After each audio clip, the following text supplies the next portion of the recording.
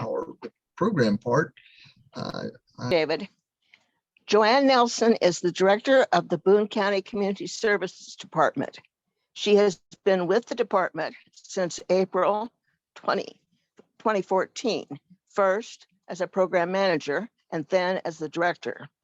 Joanne has extensive experience working with nonprofit organizations over the past 25 plus years. She understands the many nuances involved in grants. She has written grant applications, delivered grant services, developed grant proposals, reviewed grant reports, and managed grant contracts. In her free time, Joanne enjoys traveling with her husband, Doug, and their family, and pretending that she has a green thumb. Megan Bania is a data and performance analyst for the Boone County Community Services Department. She is a licensed clinical social worker working in direct and macro practice with interest in improving conditions of well-being within communities. Megan believes data, equity, and authentic engagement are the key to change. Her training as a social worker means she looks at how individuals interact within community systems and how these systems impact individuals and families. In her free time, Megan enjoys adventures with her spouse, Charles, and their dog, Max. Welcome, Joanne and Megan. Thank you. I believe Megan is going to pull up our presentation and we will get started. Thank you, everybody, for Joanne, I can barely hear you. Can you? Are you too far away from your mic? Maybe. Let's try that. Is that any better? Yeah. A little bit better. Yes. Thank you. Okay. Sorry, I didn't realize my mic was pushed way back. So thank you for inviting us, and we are really excited to share about some of the work we've been doing since January of I think 2021. So again, thank you for the introduction. Again, my name's Joanne Nelson, and I'll be starting out the presentation, and then Megan is really going to do the better part of the presentation. She's been our project lead with this grant, and we'll go ahead and get started. Okay, first I wanted to give you a little background. I'm the director of the Community Services Department, and we oversee and coordinate the disbursement of all the Children's Services Funds and the Domestic Violence Fund. Each year we get approximately, our department in Children's Service Fund gets approximately $6.5 to $7.5 million every year.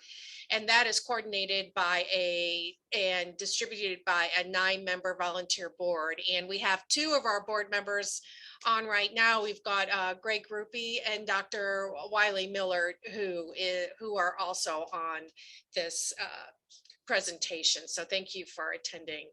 Our department was established in 2014 after the tax was passed in 2012. And the mission of our department is to really support the community to create the greatest possible level of independence and self-sufficiency for all Boone County, not just the city of Columbia, but for all Boone County residents, by promoting their physical, mental, and social well-being to cultivate a safe and healthy community.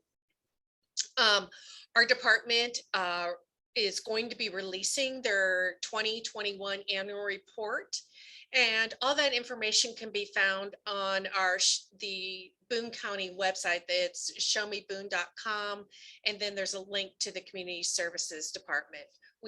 This is like hot off the presses. We haven't even released this yet. So thank you. I do want to mention that anytime you guys anybody has any questions, please stop, raise your hand. We'd be more than happy to respond to any questions as we move along. So, okay, Megan. Today's presentation is just, we're going to be kind of giving you a 30,000 foot view of the Upward Mobility Project. I know that Commissioner Thompson came and shared with you information about when we first started rolling this out. This report, the cover of this report is kind of a labor of love. We've worked on it long and hard.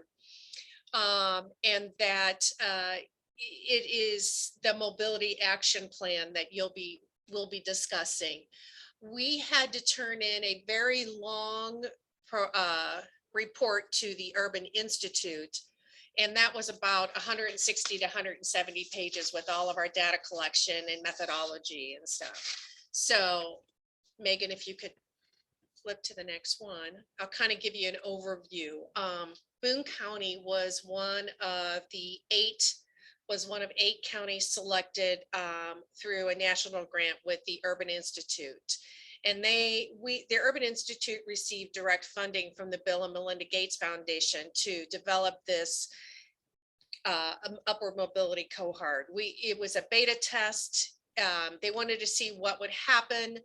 We were lucky to receive $125,000, but that money was used towards technical assistance as well as some staff time.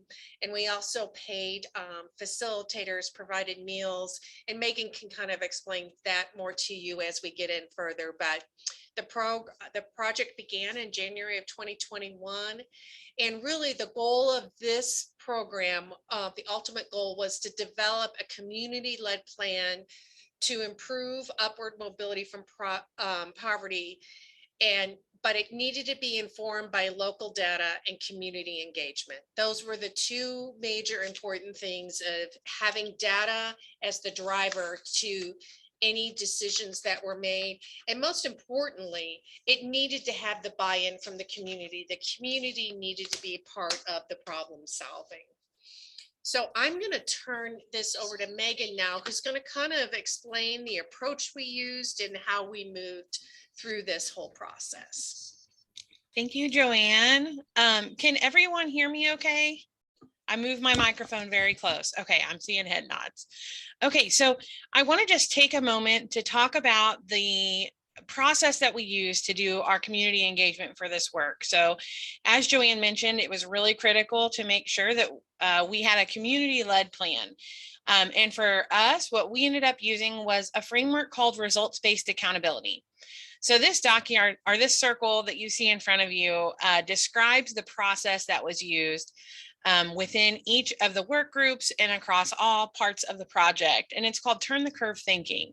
So really, this is just a way of solving problems, whether it's at a community level or within programs, and then to come up with solutions that will work for whatever kind of size of problem. So all the way up from a community national problem to improving performance within organizations and programs.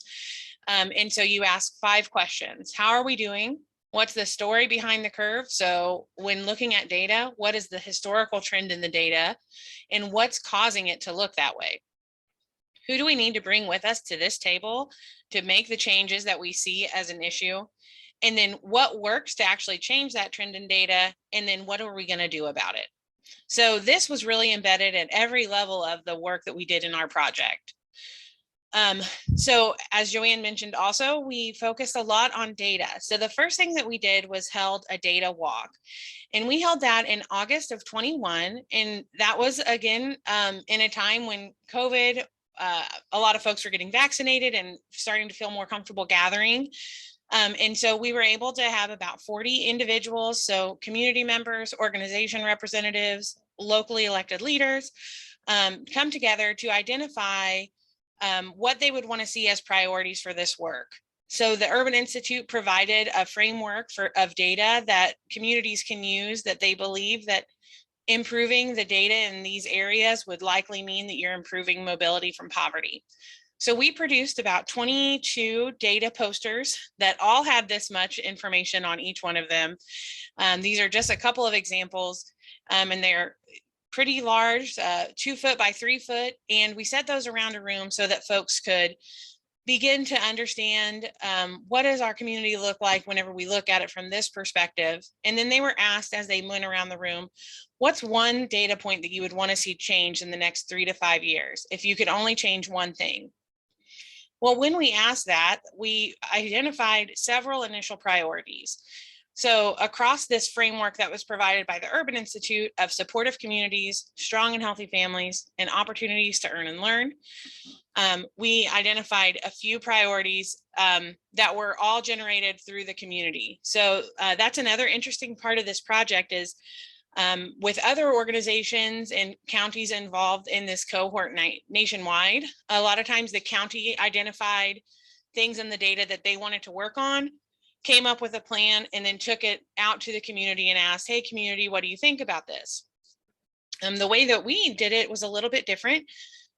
We were able to, instead of coming and saying, hey, these are the things that we want to work on as a county that we feel are really important, we instead got folks together in a room and asked them, what do you think we should prioritize for this work? And so that was around increasing inclusive housing to reduce and mitigate neighborhood segregation, to help families as they navigate a benefits cliff.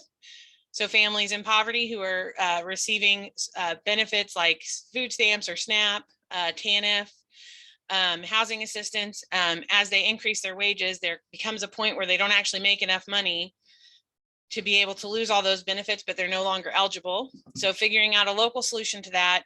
And then some other priorities were about improving literacy scores at 3rd grade, identifying and mitigating opportunity gaps in the workforce, and then decreasing referrals to the 13th Circuit Judicial Office.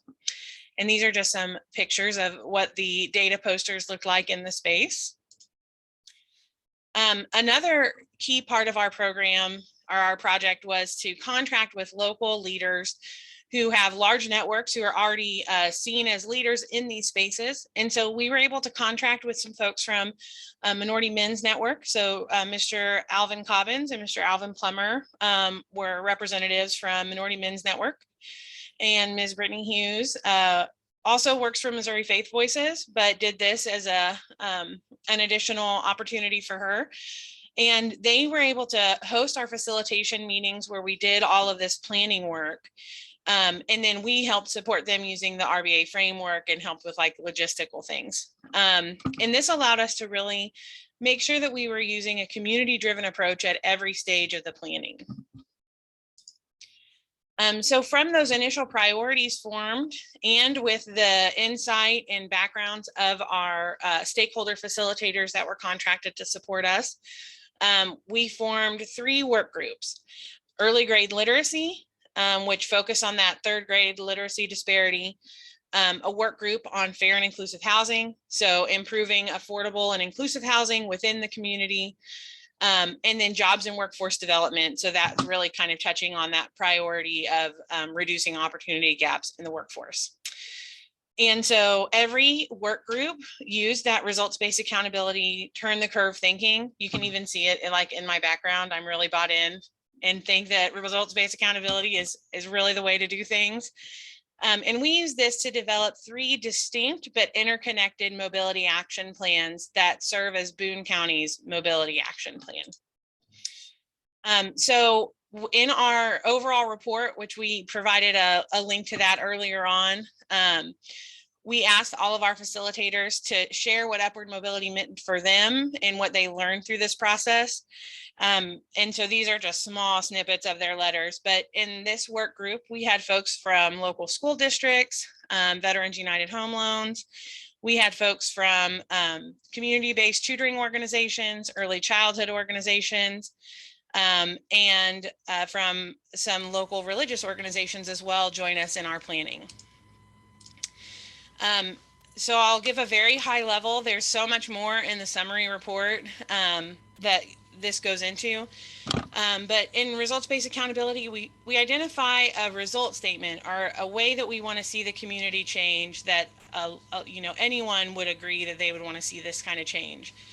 And so for this group, they came up with all children in Boone County learn to read, learn to read and write and see themselves as readers and writers. And then we selected indicators to know if we're actually making the improvements that we want to see. So we set those out from the beginning. And so we looked at MAP scores, literacy benchmarks, the percentage of students who are both behaviorally ready and academically ready for school, and the percentage of students who attend school at least 90% of the time, knowing that if you're not in school, you're probably not going to be able to be learning how to read and write and using those skills. Another important part of the RBA process is to understand the root causes. So whenever I talked earlier about looking at those historical trends and data to understand what are the reasons behind the trends that we see. So if we see that everyone's literacy scores are going down, what's behind that? If some populations or some race ethnicity groups scores are increasing while others are decreasing, what's going on with that? And so that leads us to identifying some root causes. And so for this group, they felt that the root causes behind this disparity in literacy scores was related to poverty, access, and equity. And then they identified some broad strategic actions to improve wraparound services for young children and to improve early childhood experiences, because we know that literacy score, if we start at 3rd grade, that's a little late. We need to start working with kiddos and families earlier so that they can improve those literacy scores way down the line.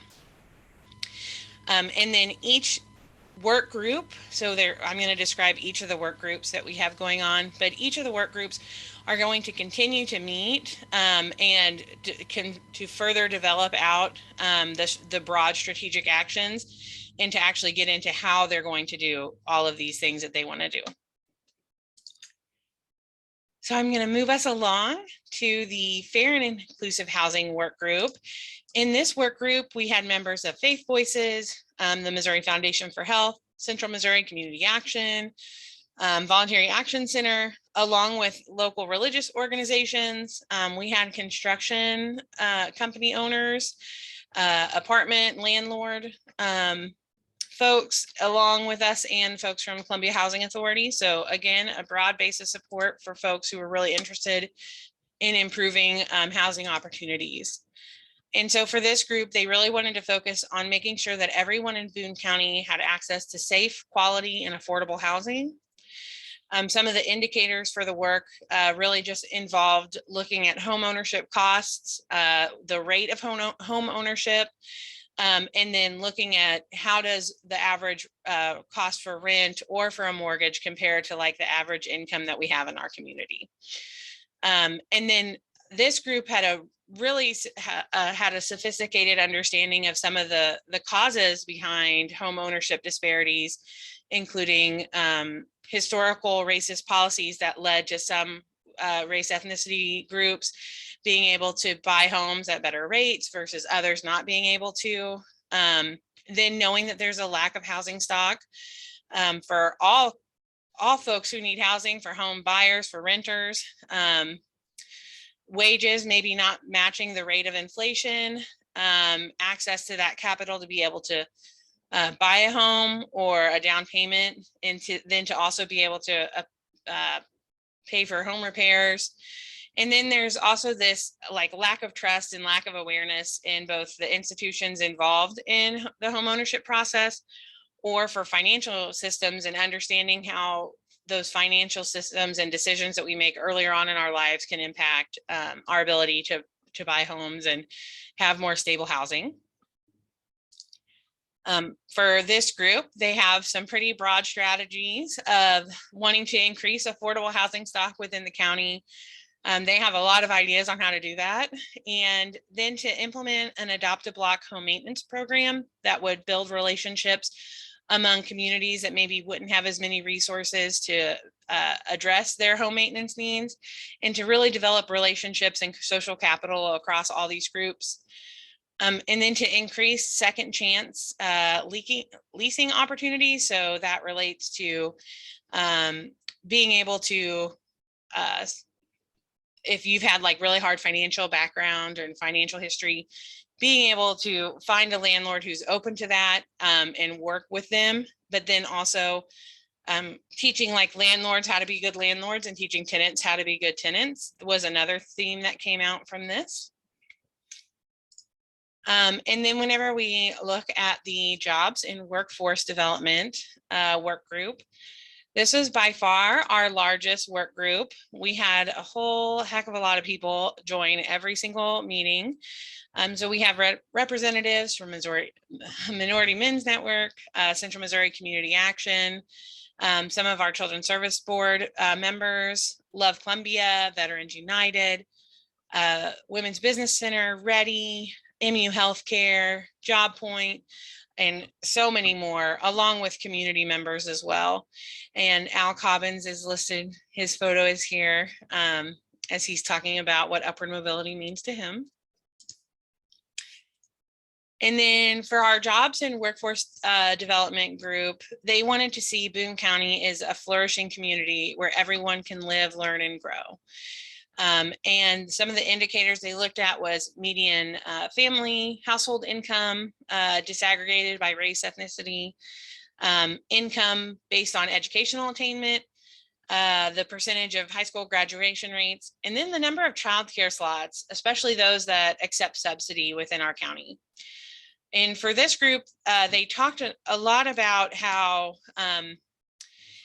there are systemic issues that impact that have impacted communities, including systemic racism, to leads, which has led to folks to experience generational poverty. And then how discussions around these things need to really focus on changing policies and systems instead of only seeing individuals and communities at a deficit. So instead of assuming that every person who doesn't have a living wage needs a skill increase, which could be true, but also knowing that that's probably not enough to create the kind of upward mobility that the community needs and wants to see. And they also acknowledged that racism in all of its forms was at the root of a lot of the disparities seen. And they knew that that's a pretty large root cause to address. And so they selected 3 areas of focus. So a lack of social capital, a need for employer responsibility. And so that kind of gets at developing changing systems and pipelines to help people be able to move up within careers and develop themselves. And then entrepreneurship supports for folks who want to start their own business that way as well. And so some of the strategies, we had someone come up with like the best phrase that I think I've heard throughout the project, and that is to implement upwardly mobile business practices. So working with companies to have policies and procedures and that really embed equity within all levels. And then also are flexible for folks that have kiddos and families. There is a whole lot tied into that. Enhancing supports for those who have been justice involved and maybe are rejoining the community, or who are justice involved and, kind of in a waiting period to know what may happen. And then also increasing youth leadership opportunities. So getting young people to look at what they may want to look at for career opportunities, to invest in their community in a way to keep really talented folks who are born here staying here. And then as we did this work, we noticed that there were a lot of common themes. We had discovered that there is really a need to address systemic racism and structural inequity across the community and its systems. So to do that work internally as well, but to really look at how these systems are impacting different communities differently. Improving communication and collaboration and targeted planning around community level issues.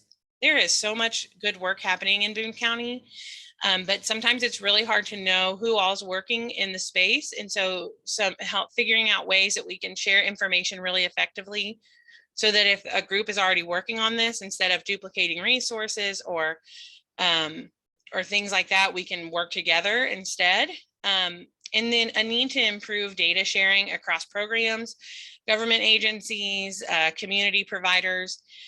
We all have, a lot of organizations have different data systems that don't talk to each other or are collecting similar data, but it's not like comparing apples to apples to be able to understand what's working and what's not.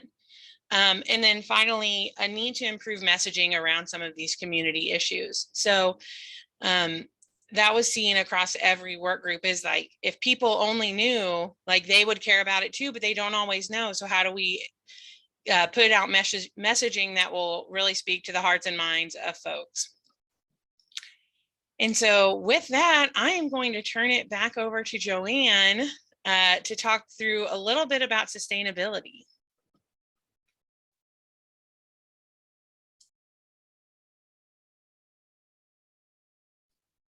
I always forget to turn my mic on, sorry.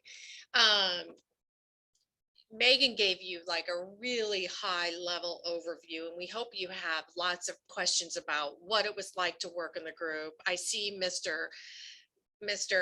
Al Plummer has joined us. Maybe he can even provide some insights too to the work that he did in his group.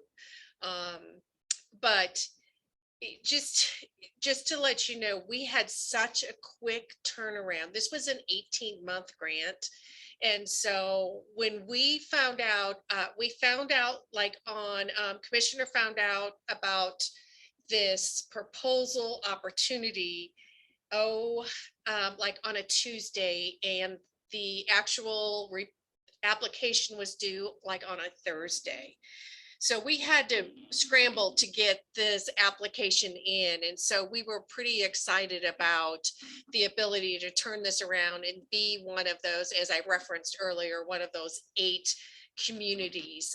We were by far the smallest community, just to kind of give you some ideas about, okay, we were small. We were working in, some of the other groups were the city, included the city of Philadelphia. It included Washington, D.C. It included the San Francisco Bay Area. It included Los Angeles, St. Lucie County down in Florida. And then it also included a group, I think it was St. Paul, Minneapolis, Minnesota area. So we were literally the smallest community that had this opportunity to put this together. I think it interested them that we were, had both an urban and a rural perspective, because we focused on, so much. We have the city of Columbia, but we also have that whole rural group out there. So we had such a quick turnaround. We had sometimes, to be completely honest, we kind of felt rushed through the groups. And so we had to get this report done. And so a lot of the work that Megan this just kind of goes back to a lot of the work that Megan did and the groups all did together was really just phase 1 of this project. And, we were trying to figure out, we had so many people interested in the work that we're doing. We had community organizations that are interested in, we have city officials we met with, we were constantly keeping the county commissioners updated on what was going on. We met with the city manager and some of his staff. We worked with the health department, with Steve Hollis, Stephanie and Rebecca with the health department there. So they were always wanting to know what was going on, and they know we had some good momentum. So now we were finishing up the project. We were able to draw down most of our funds, but we wanted to continue meeting with the groups. And we felt like we just didn't want this to be a report or a plan that just ended up back on the shelf. So where are we now? Well, we've got some funding, some sustainable funding to help us get through these planning projects for another set of meetings. So we will be meeting again with all 3 of our current groups, and that would be the early literacy, the jobs group, and the fair and inclusive housing group. What those meetings will look like, we're still trying to figure that out. And how do we plan from there, taking some of the recommendations that these groups had, and how can we actually make these happen? The nice thing about the results-based accountability is that you're constantly going back, and it kind of holds people accountable and groups accountable. If you say you're going to, one of the things is to, for an example, to create a home a group that goes in and fix houses that need are in disrepair and people just don't have the funds. How can a group make sure that's happening? And if it's happening, we'll go back to that RBA process, that circular group that we were talking about earlier. How does that look like? What questions do we ask? Do we need to make changes in it? Is the data that we're pulling really making a difference? So those are some important things to remember. So the data that we gather and we pull down for making sure that the work that we're doing is successful can be found on our Boone indicators dashboard. And that is a dashboard that is supported by, Megan's going to pull that up for us real quick. This is a dashboard that is open to anybody. And gives you an overview of what do we as a community hope to see for everybody in Boone County. We want all the citizens to feel we are safe and just. And Megan, can you go back to that?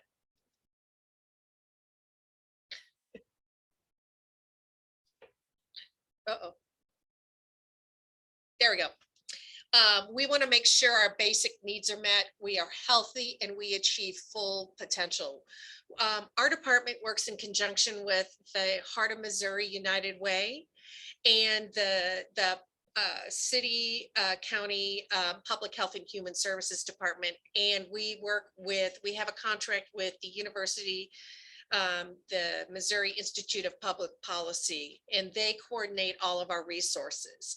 And under community initiatives, you can see, if you click on that, you'll see upward mobility, and that just links you to our website. And just to kind of show you a few things on our website, you can see we give the background, we talk about the local project. We also talk about the 3 priority areas that were given to us by the Urban Institute. And these are things that came out of those. Underneath that are those items that we came up with when we did our data walk. We give an overview of our planning groups. We talk about what's next. And here's those reports. That full report, like I said, is very large. And this one is more like a Cliff Notes version that Megan's highlighting right now, version of our report. We did have some of those printed, and if anybody's interested in receiving a copy of that, we can certainly get that mailed to you or delivered, or you can come by our office. We just gave out our last ones to the Ready group. Commissioner Aldred took that to that group, but we're in the process of getting some more printed. But the posters listed there under mobility metric data for Boone County, these are copies of the posters that Megan referenced earlier that kind of goes through and gives you all that data. It's pretty amazing when you see the posters in real life, because it's data that's out in your face, and it really shows you some really disturbing information when you break it down and disaggregate this by race. We are actually, thanks, Megan, we can go back to that slide. So that data, any information any data that we have is actually being updated. We're going to have a news tab that's going to show some of the data that we will be monitoring as we work through the upward mobility process. Our goal is every year to put out, and this is our goal, it's going to be dependent on funding, but our goal would be to put out a report every year that talks about where we initially started and how are we doing. And these issues have been long-standing. We know we're not going to fix things overnight, but what we do hope is that we're going to change some of the trajectories that we saw when we started that initial planning.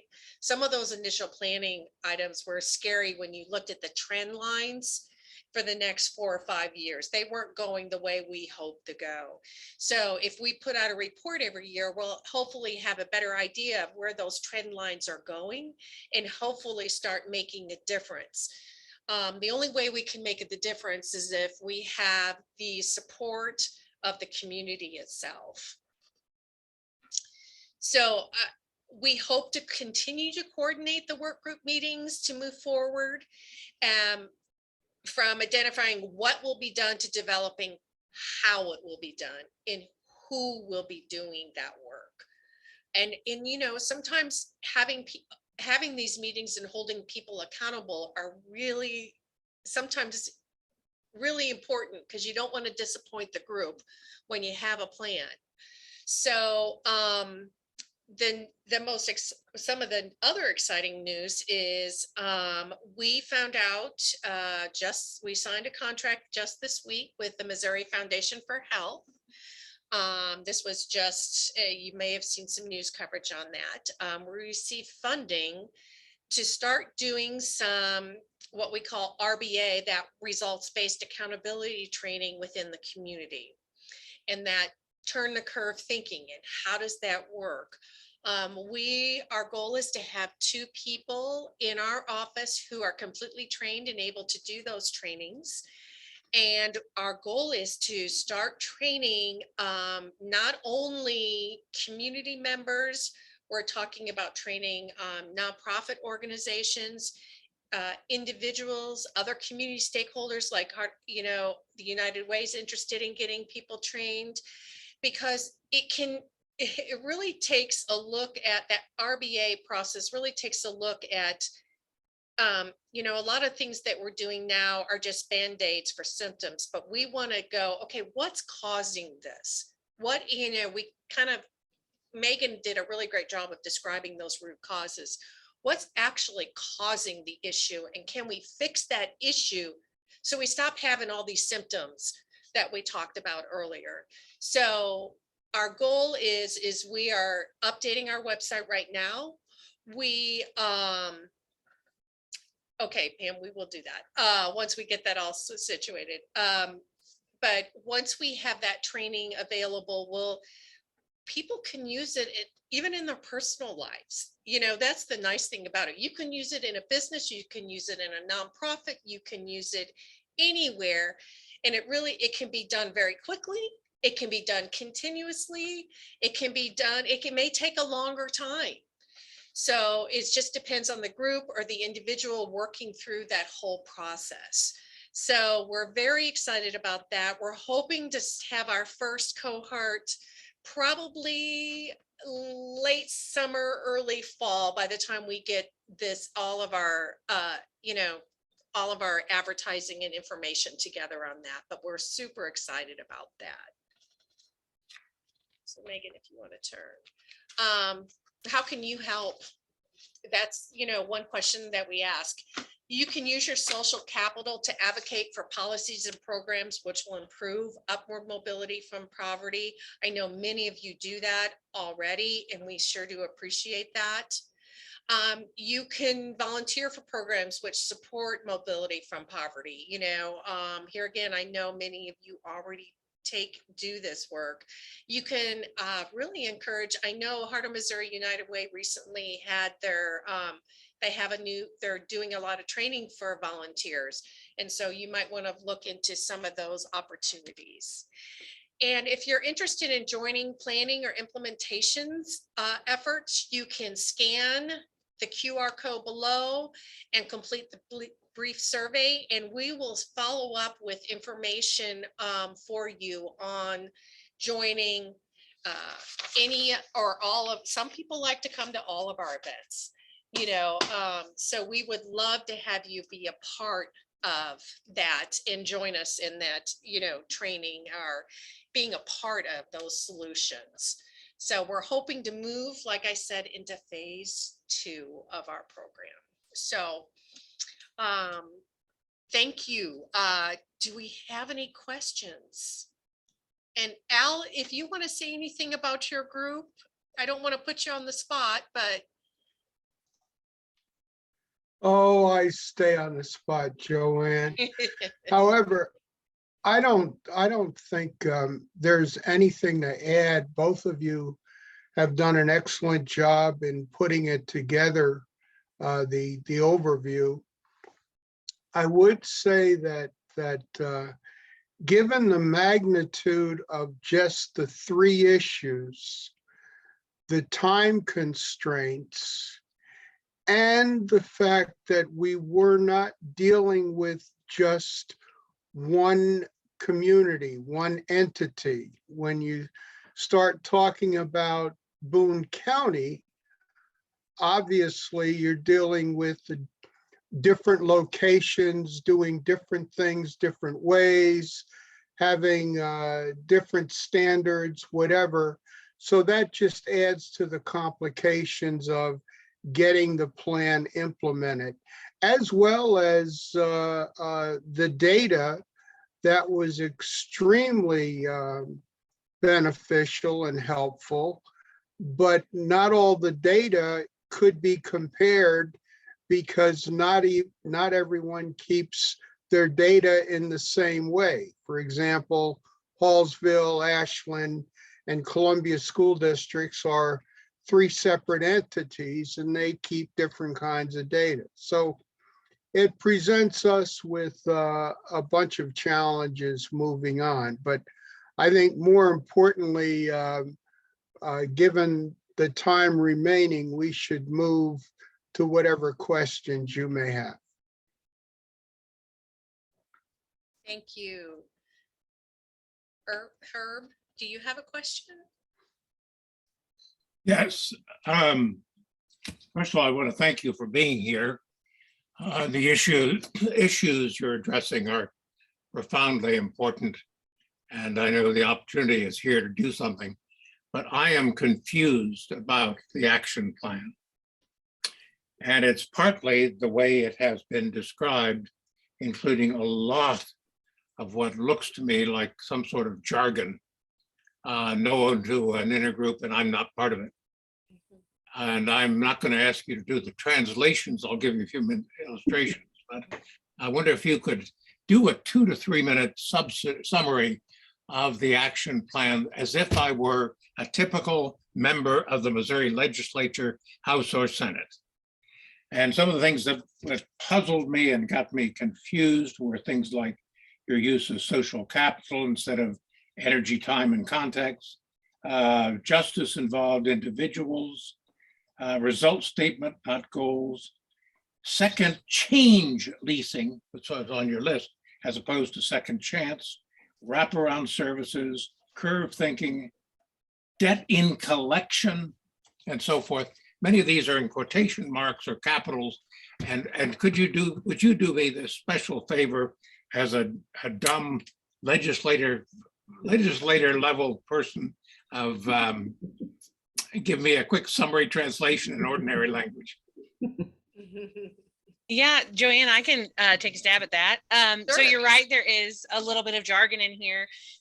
In our overview, we do get into a little bit more explanation of what that means.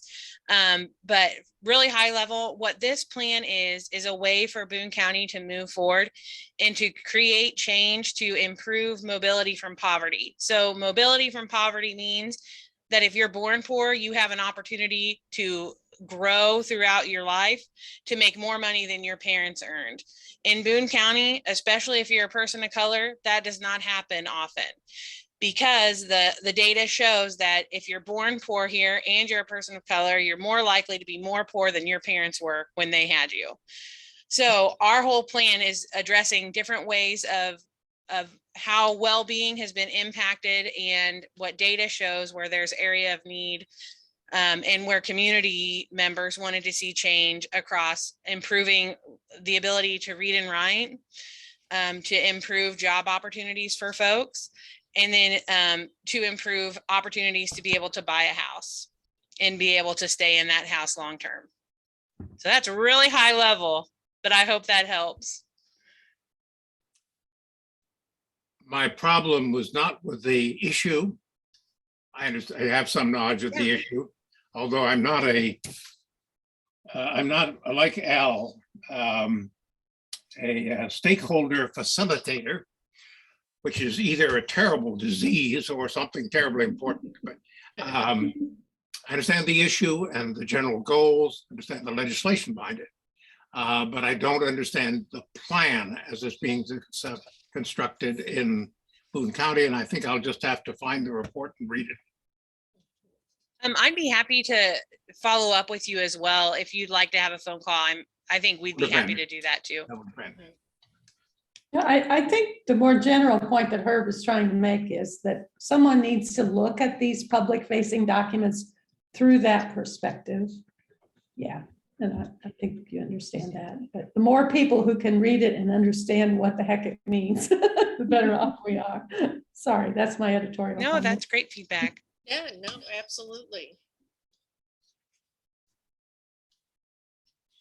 Yeah, we know that some of the jargon can be, sometimes you're in it and you don't realize that you're in it, and you assume that everybody's talking to, the same language and stuff. But, I jumped on your idea of social capital and what that means. And that means that many of us already know the systems and they know how they work, and then helping others understand how to help people who might need help. So, Megan, do you have any other ideas about the explanation for social capital there? No, I think that's really great. I love the feedback on energy, time, and commitment. I really appreciate that. And I will also say this is our first time kind of taking this on the road. So unfortunately, you are our beta test. So we appreciate any feedback you can give us so that we can make it better for folks who maybe don't understand the issue so well too. Yeah. Carl and Mari, do you have a question? Yeah, I just had a question regarding, and this question is prompted by an article in the New York Times today about the housing crisis nationwide. So this has to do with the affordable housing component of this. But there are some real systemic issues that are not just historical, that are still occurring today.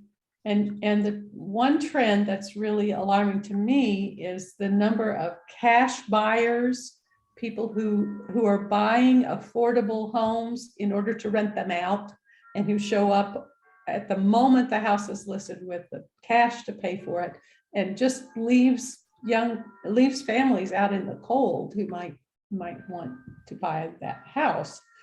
And then the other trend or the other thing that I know that is still operating in our community is the realtors and how they guide and steer people to different neighborhoods. And so my question is there was there discussion of these factors? And if so, is there any desire to try to tackle some of those systemic issues? There were a lot of discussions about national trends and how we were seeing those locally too. We had members from the Columbia Board of Realtors and real estate agents involved in the work groups. And so the latter concern of guiding towards different neighborhoods, that did not necessarily come up yet. I think that's going to have to be able to come up, and especially if we want to increase affordable housing stock and where it is and making it desirable in a good place of community. And that's going to require all of us to contribute to that. And then nationally, we also know that the housing costs are probably not going to decrease, which makes it even a tighter squeeze on families. So those things definitely came up, and we tried to talk about those through a local level too. I do remember one of the real estate agents specifically mentioning that people who typically rented out their homes, with the housing market, with the houses going up so high, they were seeing that a lot of these landlords and stuff were selling their homes because they could make more money, and then people were actually living in these houses.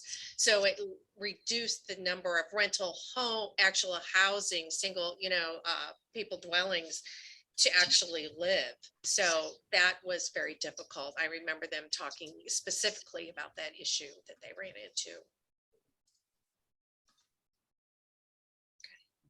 Pam, do you have a question? I do. I'm looking at the article that was in Wednesday's paper, Tribune, by Charles Dunlap, and it says that you are training 2 people currently who will facilitate the training of the cohorts. And the first phase of the curriculum will happen this month through September. So I'm not quite sure about, I can understand what you're training people to go forth and work with all of these other people. And I'm not quite sure about the curriculum. Oh, yeah. So that is training in the results-based accountability framework. So it's delivering that to both folks in communities who want to work on community problems, and then also utilizing that framework within programs or businesses, because it has a lot of different applications. So there's a couple of us getting certified as a professional RBA certificate, or a certified RBA professional is what it's called. What's RBA? That is the results-based accountability. Okay. Yep. Okay. It says, oh, so it says the grant will cover training. Oh, that's through 2025. Okay, I get that. Is there going to be some time in the near future when you're going to have a big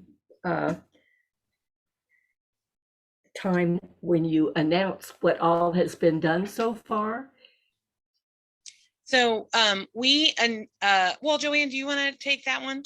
Yeah, we had our initial launch for the our mobility action plan. That was part of our Yeah. grant that we needed to do. That was in the paper.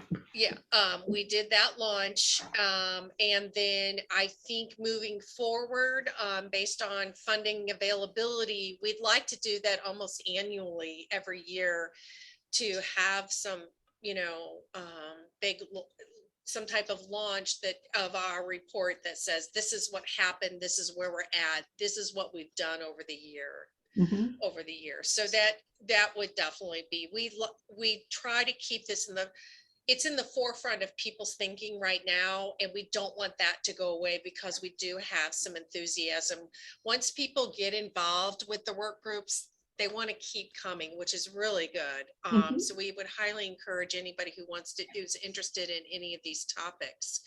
But to kind of go, one thing that we did run into, since it was such a tight turnaround to get this report out, there was some topics that we just couldn't tackle. We did not have the time or the capacity. Our office only has 5 people in it. So, we're kind of stretched, we do a lot of other work besides the upward mobility. So, but there's other things in the community that we would like to tackle as well. And, hopefully with continued funding, we will be able to tackle things like, referrals to the juvenile office. They're disproportionately, Black and Black youth. What does that mean? How can we work on that?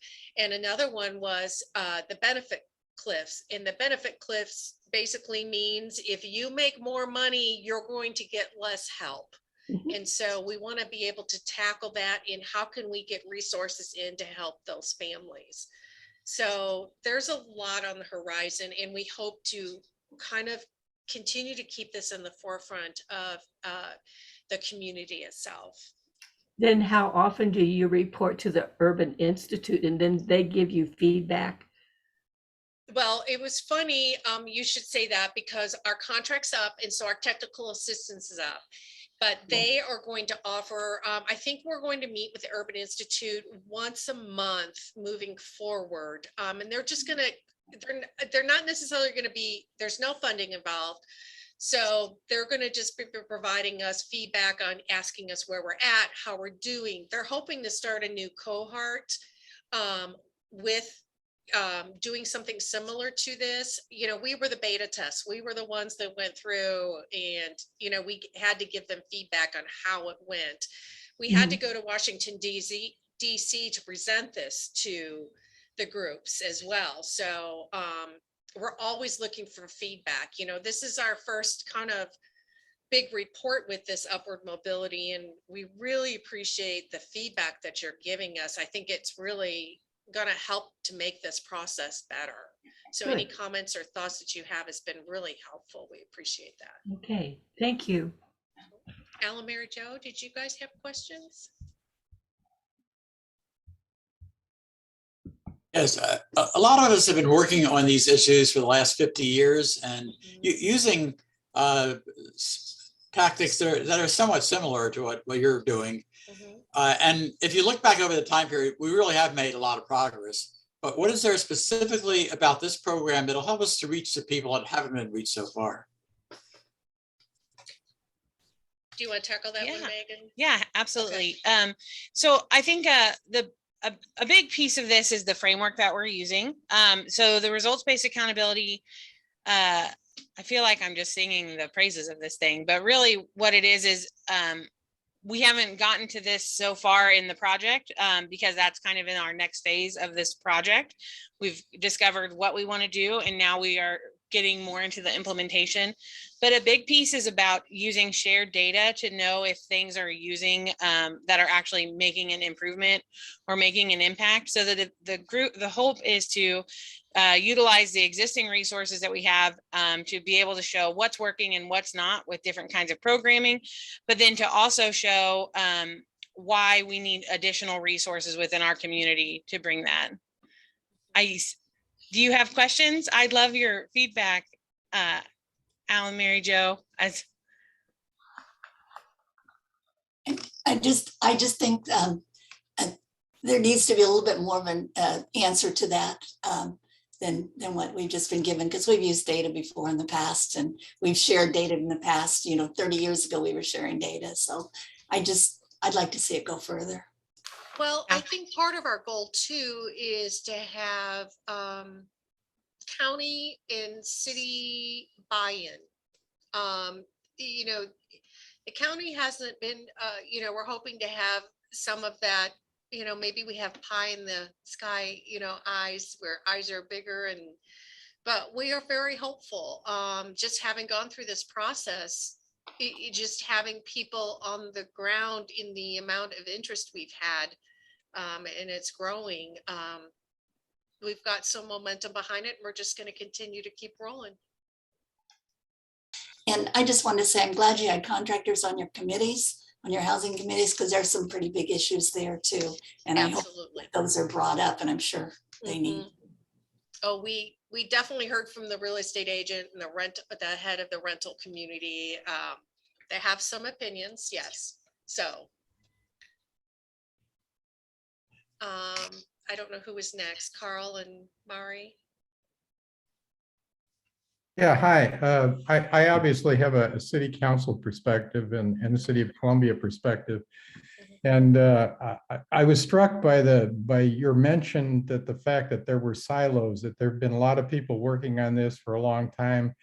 And that's true. And I think that we need to get some of those folks together. For example, as a representative of the city with the National League of Cities on a group called Race, Equity, and Leadership, it's our task to inform those folks, those communities, what structural racism is and what institutional racism is and so on.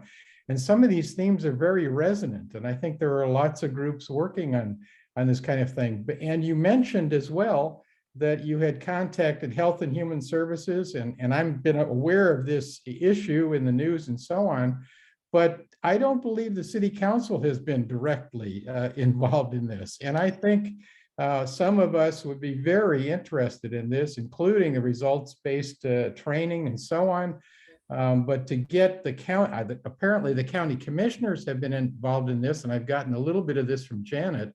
But I think this needs to go beyond just a staff level and go to the city council in terms of really trying to work together to make some ground together. Yeah, I couldn't agree with you more.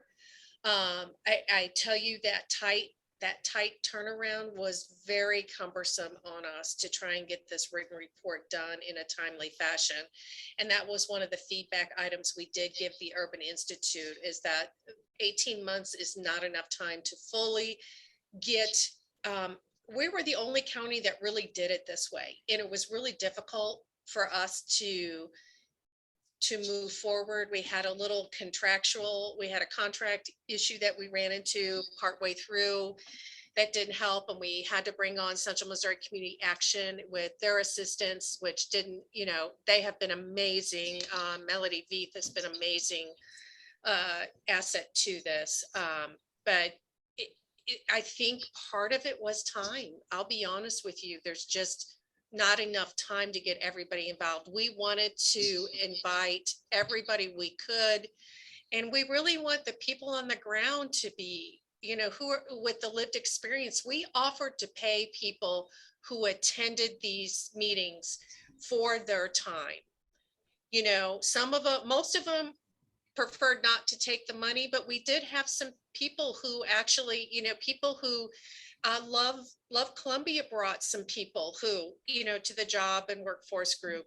And she talked about some of the issues she ran into when looking for jobs, and it really helped inform that group. And we need to continue to bring those types of people in. There's a lot more work to do. And I just hope that we can continue to get some sustainable funding. I know that Veterans United Foundation is very interested in the work that we're doing. And we're going around, Megan and I and some of our other staff will be doing data walks to different groups, kind of taking those posters around so we can get continued buy-in. And so it's not easy work. It's hard work. It's a lot of boots on the ground work. So any support you guys can give us and any feedback you guys can give us, we would really appreciate. Yeah. Aida, hi. Aida, thank you. Yeah, no problem. Hi. Thank you so much for your report and this work. I'm really looking forward to reading the report in more detail.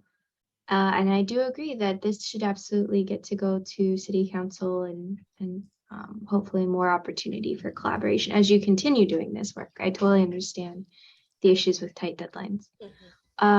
My question, I'm a researcher at the University of Missouri, and I'm thinking about the issues you had with data that doesn't necessarily speak to each other, even though they may be covering similar topics or related topics.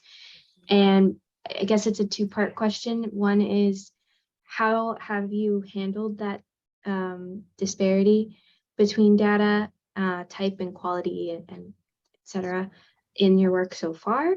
And how do you hope, if you intend to maybe work with the county, with other smaller entities within the county, et cetera, to perhaps help to contribute to better data interoperability, communication between groups and institutions? Because as a researcher doing Missouri-based research, who uses data, loves data, wants data to be, high quality, this is something I struggle with, and at both the state level and the county level. And it's so exciting to hear y'all talk about this, because sometimes you wonder if people get it at the county level. No offense to anyone, but it's like, do you see what's happening? This is a problem. And so I would love to hear your thoughts on that, if you plan to move forward with that, and what your plan is, because that would be great. Thank you. Yeah, I can tackle that one for us, Joanne. So there's a couple things. Whenever we were doing a lot of the data analysis and setting up the data posters, we were able to use nationally available data that got down to the county level. So like using ACS or census data or through the American Community Survey. And then the Urban Institute had negotiated and worked through some data issues to get information on debt to the percentage of households with debt and collection and some of the other data metrics. And so that's one piece of that. So if we didn't have nationally available data, we made a lot of data requests to a lot of different folks, and then had to spend a lot of time navigating the data to actually put it into a form that we could then analyze and draw some conclusions about. And then I think one of the biggest things, so through our department, we do have a software application called Apricot, which is what all of the grant funded organizations use to report their performance metrics. So there is some like already existing infrastructure for collecting data. And we do also work with what's called BIG, which is the Boone Impact Group. So that's a group of local funders who are all kind of focused on improving and enhancing collective impact of all these different social issues, and who work together on sort of data issues. So like we're now utilizing some common outcomes. And then also we're going to be able to dig down a little bit deeper to be able to tell in a more consistent way for the organizations who are funded by all of us. But that's really a small subset of all the organizations that are out there. And so I think some of that's going to have to be like doing some process mapping. And it'll depend on what the needs of the work group are. And that's going to be community led with some assistance. Also, though, if you have ideas, I would love to connect. Yes, let's definitely connect. For sure. Okay, great. Nerve.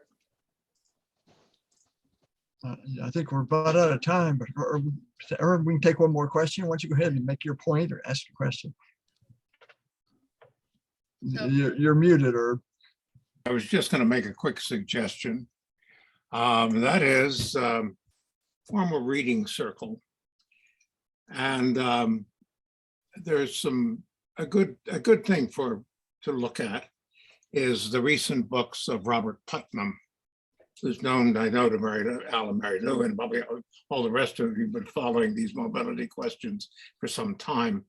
He's a political scientist and policy analyst, one of only a handful, like 6 in the entire nation, is a member of the National Academy of Sciences, and his scholarly work is densely statistical and mathematical. But he made a commitment to write a string of books for a broader audience, including starting with Bowling Alone, following up with Our Kids, The Upswing, all of which are addressing on point your issues. And he's found felicitous phrases with which to communicate to a very broad audience. Anyway, it's nothing it's nothing ideas, but just might be stimulating for how we communicate on it. Herb, would you say the name again? Robert Putnam, P-U-T-N-A-M. He's has a name chair at Harvard. Thank you. Mr. G-G-R-U-B. Greg. Make a point or Thank ask you. a question. Dr. Miller and I wanted to join you today and just share from the perspective of the 9 of us who are appointed by the commission to serve on this board.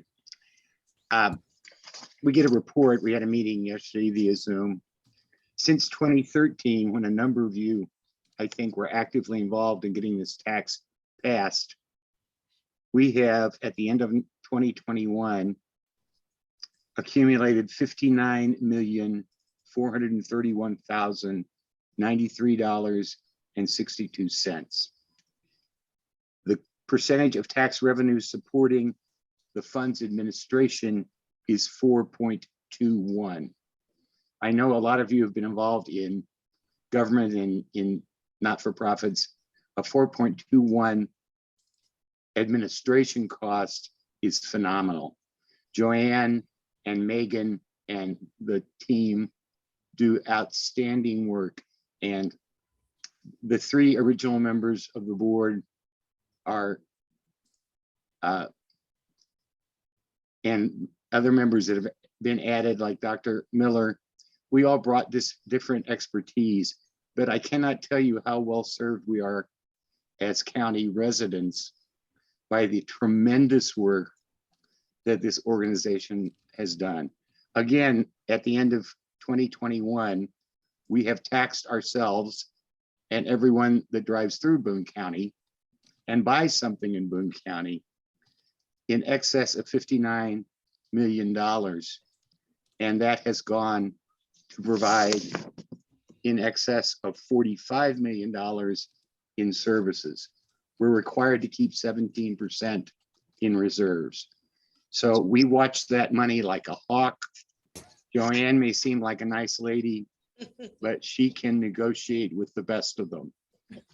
And it made me smile today because 42 years ago, when I was a graduate student in Herb Tillman's class, he had us reading books.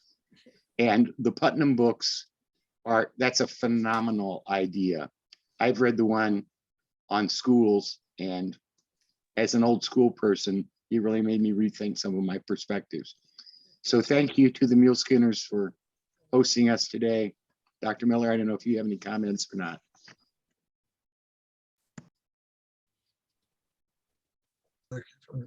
Wiley, yeah. No, thank you very much, Mr. Group. I don't need to say anything further. I think you've said it all very, very well. We serve on the board and appreciate the opportunity to serve the county in this way. And we're extremely pleased with the work being done by our phenomenal staff. So thank you again very much. All right. Well, I think our time is over now, so I'm going to go ahead and close our meeting out. Well, thank you everyone again for being here today, and especially for our speakers, Joanne and Bania. But so just remind everyone, come on, join us back next week, next Friday at noon. Thank you all for being here. I'm going to drop off. you. Talk to you later.